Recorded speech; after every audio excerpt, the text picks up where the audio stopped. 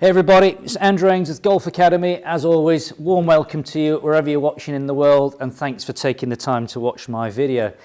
It's the final Benross review to do today on the new Evolution R range. Already done reviews on the driver, fairway wood and iron, and if you haven't seen those, I'll post some links during the videos and at the end so you can go and check them out.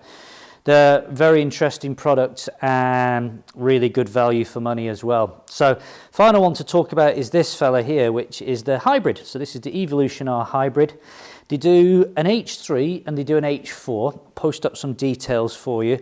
Basic story of this is the H3 comes in at 20 degrees. You can loft it up 1.5 degrees and you can loft it down 1.5 degrees. So I could get this down to 18.5 up to 21.5 with lofts in between that. Then the H4 is 24 degrees.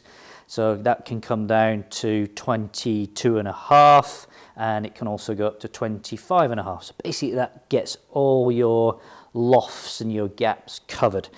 It's fitted with a Kura cage, Mitsubishi shaft, premium, Lamken UTX grip, as we've seen on all the other clubs in the range. The face is heat treated. The idea of heat treating a face is to help increase ball speeds.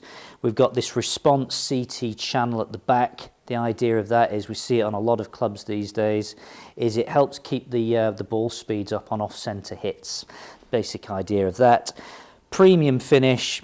I said in the other videos, I think Benross have really upped their game a little bit on the finish of their clubs. Not that it was bad before, but they just seem to have taken it to the next level. And I think the big thing to say about this is, compared to the previous model hybrid, which is called the Compressor Type R, which I've got in my hand, and again we'll flash up some video images of this. Massive improvement in shape. I was never too keen on the Compressor Type R hybrid. It performed, you know, it did the job, but when you put it down, and you'll see here as I put them down from above, it had a very peculiar angular toe to it, which wasn't everyone's cup of tea. So this is a much more traditional shape of hybrid, which I think is going to appeal to a lot more golfers. So that's really all I can say about the hybrid. You know, to a degree, a hybrid's a hybrid, isn't it, these days? There's only so much you can do to it. Looks great. I guess the big thing is get over in the hitting area and hit some shots and see how it performs. Let's do that. Right, time to put this new Benross Evolution R hybrid through its paces. As usual, setup is as normal. GC2 running, premium golf balls down on the deck. Got this set to 20 degrees of loft. I've got the Kura cage shaft in stiff. Price-wise on this is where Benross really kind of score over some of their opposition. This is going to retail in the UK at £105. Not bad for a hybrid, is it? If it performs. I mean, price is a great thing, you know, but it's got to be able to deliver the goods as well. So let's get in and hit a few. One thing I didn't mention over there when I was giving you a little bit of tech spec is the size of the head is quite small in comparison to some hybrids. That's a theme which kind of runs through the fairway woods and the irons, that the size of the heads is quite small. Remember that Benross have aimed this at the sort of better player, maybe the lower handicap. Bit less forgiveness in here than the other HTX range, which is aimed at other golfers who are looking for a little bit of help and forgiveness. So let's get in there and hit a few shots with it. 20 degree hybrid, I would be expecting somewhere around about 190, 195 carry, I'm guessing, somewhere around about 210, 215. I'm going to play around a little bit with shot shape. My customary shot shape, as you guys know, is normally a draw. I'm going to try and attempt the fade. Always dangerous for me. Let's have a go. That's about as good as I'll get with a fade. Pretty much straight. Looks like it's pitching at around about 190, 195, 196 carry, not a bad guess. Should we go in and have a little look at the first set of numbers? So 94 miles an hour club speed, low ball launch, that's me all over, just a 12 degree launch, was a little bit bottomy. Spinning at 44.75, carry of 196 with a predicted run out of 212 yards. That's exactly where I'd want to be with this loft and length of hybrid. Absolutely bang on. Let's go one more. that's, I think, it's a very good indication of what this club is capable of doing. I'm going to try and hit a slightly higher one here. Pop the ball forward and just try and stay behind it for a bit longer. Oh, certainly launched it high and lost it about 4 miles to the right. That was good, not at all. Don't think we'll try that again. Let's just go back to hitting it straight, shall we? That's about as good as I'm going to hit it. That was absolutely out of the middle. That is, whew, I'm almost impressed myself with that one.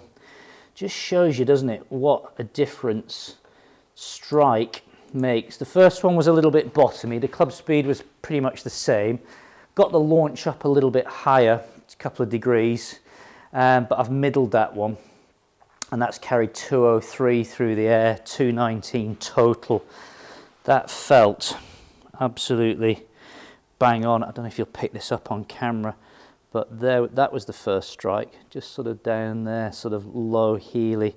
Second strike was still a little bit heely, but a bit more in the center, a bit higher up the club face. So it just got the launch. I'm going to go one more, a bit like that. That was good. Sometimes it takes me a couple of attempts to actually pull off the shot I'm trying to hit. I like it. I mean, this is just a general comment about hybrids, not just the Benross one, which I'm enjoying hitting, by the way.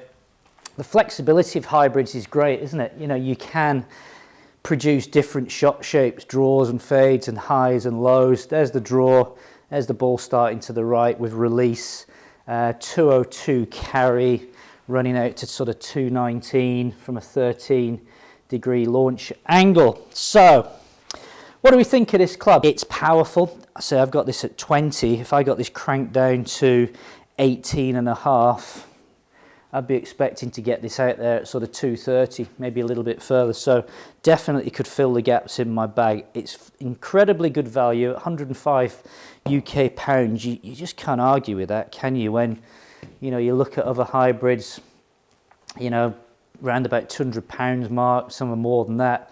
And I'm not sure how much more performance, if any, they would give you over this club. So sort of price of what you would pay, I don't know, maybe for a Callaway hybrid, I don't know what those run out at. They've got to be £200 plus. You could get 2 of these.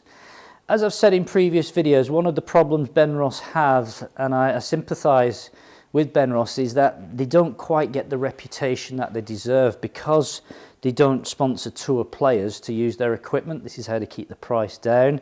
People kind of say, oh, Benross, who are they? You know, nobody uses those on tour. That's not their market.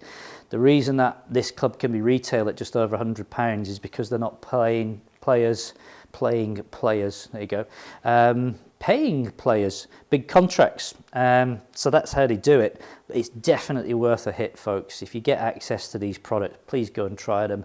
Don't worry about the name not being a big sort of, you know, headline name.